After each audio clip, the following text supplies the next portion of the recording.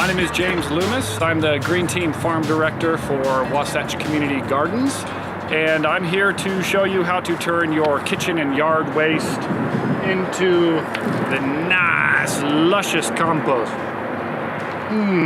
That is luscious. Aside from composting our yard and kitchen waste being an incredibly ecological way to process our own waste, there's no better microbial and fertility reinforcement for the soil in your garden.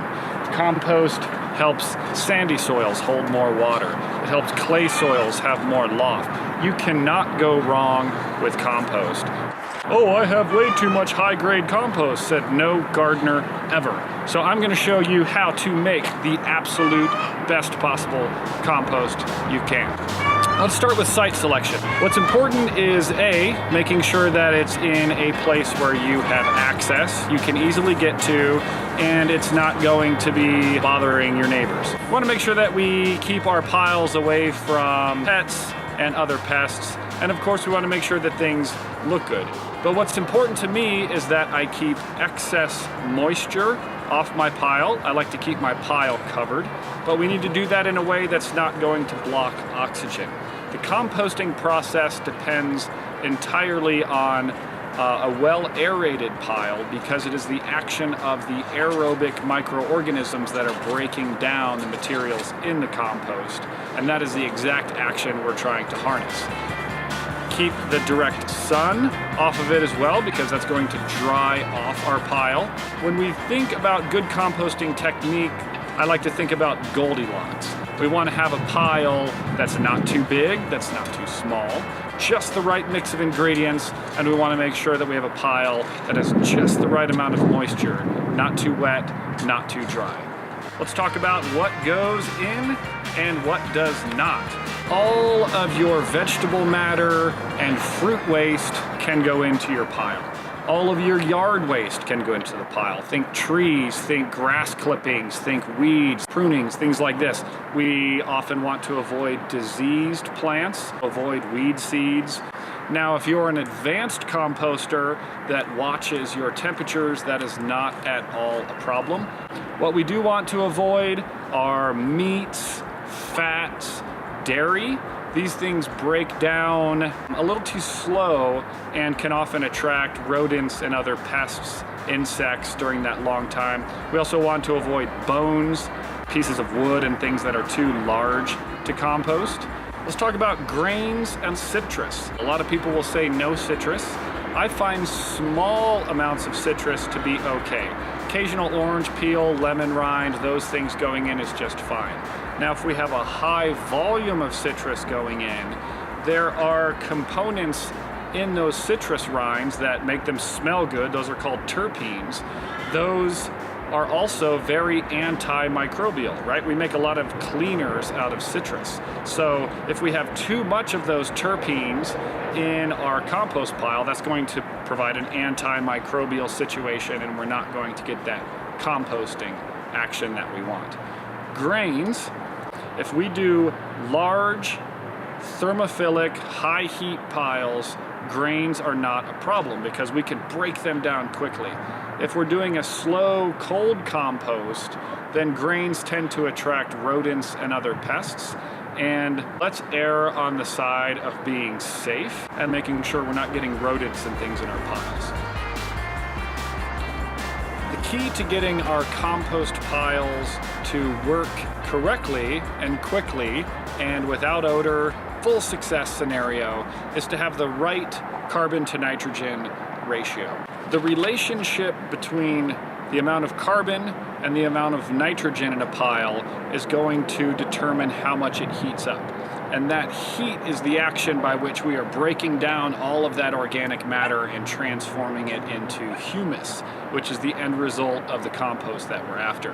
In composting, we often refer to carbons as browns or greens as our nitrogens. Our carbons are our browns. Those are the things that are dried out. Think old leaves, think sawdust, think paper, think cardboard.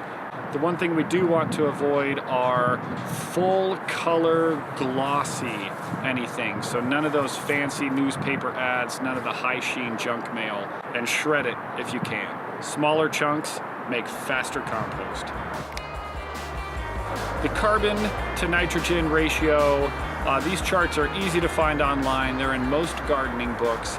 So how do you take all of these materials and figure out what that carbon to nitrogen ratio is, right? This thing, it boggled me for a while until this great hack, which is a unit of measurement.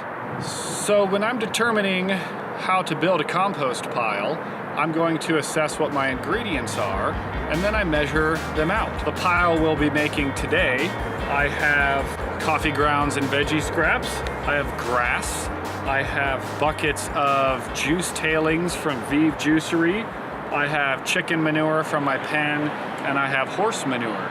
And so our carbon to nitrogen ratio is usually expressed such as so. So 20 to 1, 20 to 1, 55 to 1.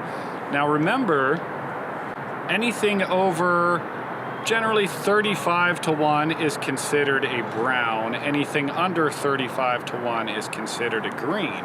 It doesn't matter how many browns or how many greens you have. What matters is that finished ratio. What I do is I take all of my ingredients, I take that carbon to nitrogen ratio, and if anyone forgets how to do averaging math, find your local fourth grader. We add all of those up, we divide by our total number of ingredients, and my finished C to N ratio is 37.33 to 1.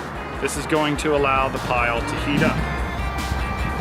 Temperature is key. That's how we know our pile is active and things are working. If we want to do this correctly, we want to have a compost thermometer.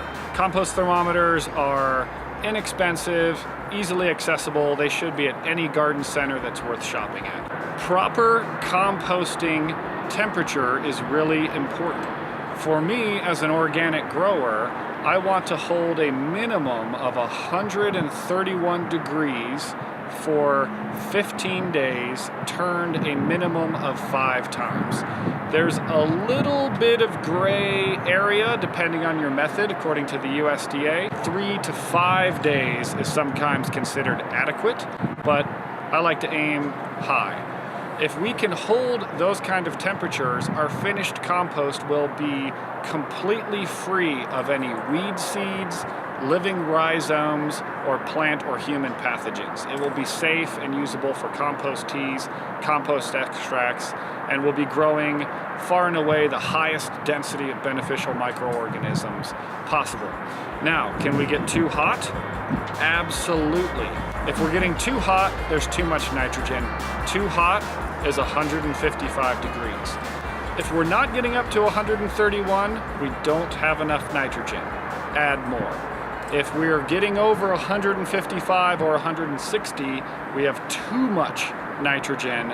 We need to add more carbon.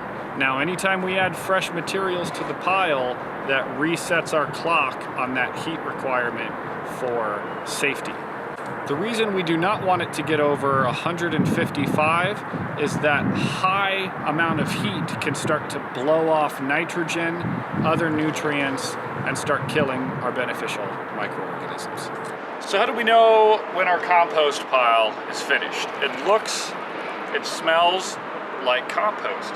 But most importantly, we need to make sure that the thermophilic stage and that heating of the compost is done, and we do that with our thermometer. So once we enter that probe and we see no appreciable increase over ambient temperature, we can say that that compost is now finished. But if we want to really make high-grade compost, we're going to give that an additional resting period. Earthworms, beneficial fungi, these types of organisms don't really appreciate that high heat of that earlier composting process. Once we enter this maturation stage, I often like to let my compost run for another 2 to 4 weeks to really get that microbial community robust. At that point, we're going to still monitor that we have an appropriate level of moisture, and when we turn, we're going to be a little more gentle about it so that we don't disrupt those fungal communities. And there you have it, friends. With a few simple tips and tricks and an eye for detail, you too can be transforming all of your organic matter, kitchen and yard waste into high-grade compost. Happy growing, happy composting.